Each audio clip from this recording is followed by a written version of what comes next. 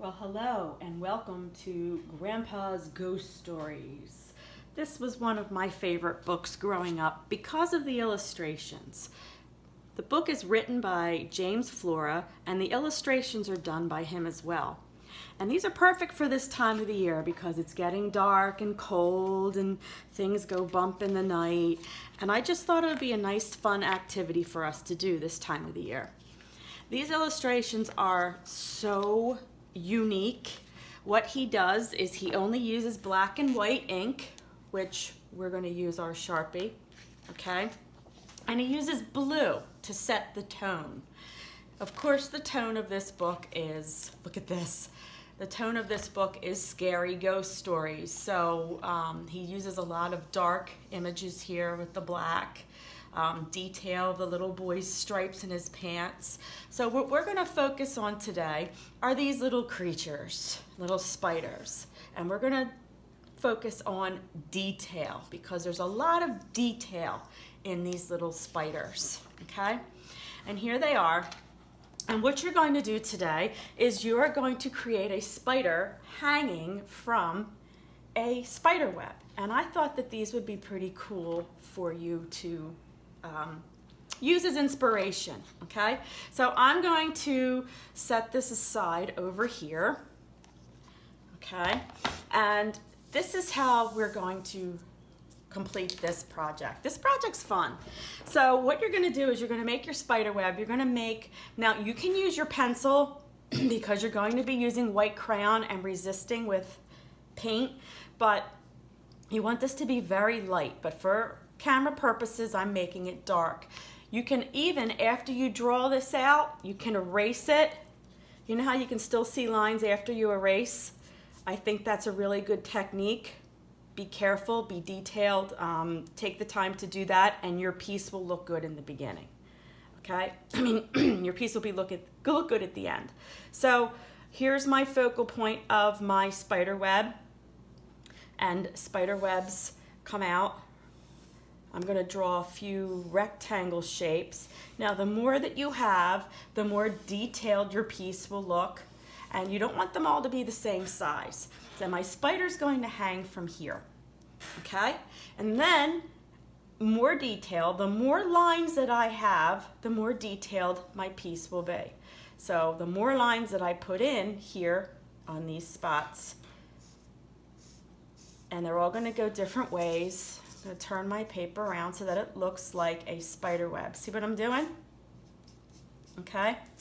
And then you can erase it if you'd like. And then that way you can still see the lines. Okay? Mine are very dark for the camera, but you want yours light. Okay? Then I'm going to trace them with my white crayon.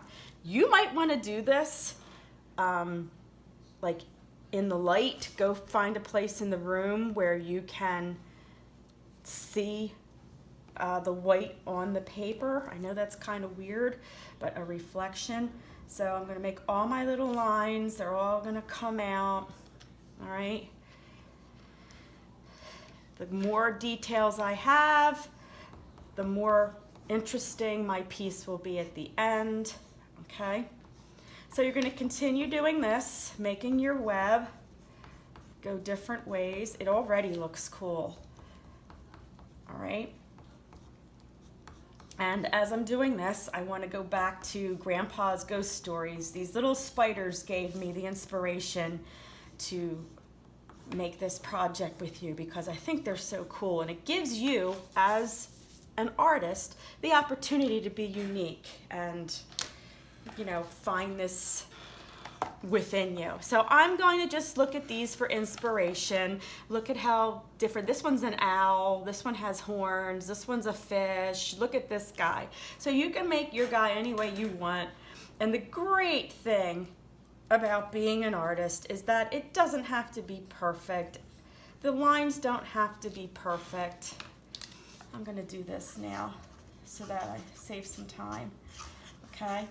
And here's my guy.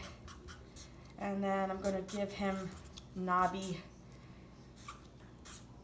hairy arms. Oh, this is cool. And then you'll see your spider is hanging from his web or her web, okay? And the more detail you put on your piece, remember, how many times do I say this, the more interesting your piece will be. So take your time with this. Even slash lines here, little different hashtags in here. Give your spider his detail, okay? And then that way, when you paint over this, he will pop out, okay? So you can make him as creepy as you want. You can make him as cute as you want. You know, who said your spider has to be creepy? Some spiders are really cute. Do you ever see those cute little spiders? Yeah, I know. Mrs. Moroz is weird. So there he is, okay? So there's my spider hanging from his web, and now I'm gonna show you how to do the watercolor on this. Watercolor has different techniques. In some projects, I'm going to tell you not to use a lot of water, but in this project, we are going to use a lot of water. We want it to have a tie-dye effect. So what I'm going to do is just put water all over my page to wet my page. Make sure that your eraser marks are off of your page. So I'm soaking my paper, which for this project is just what we want, okay? And when you're doing other watercolor techniques, sometimes you don't want to do this, but for this project we will. I'm going to use this orange and this purple, so I'm going to get a lot of water in here. Make sure I have them wet, okay? And then as I put it over my web, you'll see the resist. See my web come through?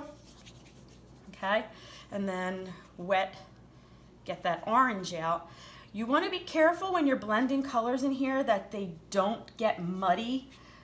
So I'm being very careful. If you see how I'm doing this, I'm just bleeding the colors into each other, because if they combine too much, then you're just going to get one big brown gray blob, and that's not what we want from this project. I can even take this and do some, look, okay?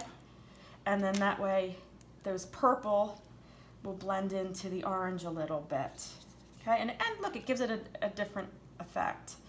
Actually, if you want to, this is cool to do with another color, and then blend it, it'll blend. All right, so you experiment, you make your spider web the way that you want it. All right, and there he is. See the web coming through, and there's my spider. So happy creepy spider day. Let's make some creepy spiders.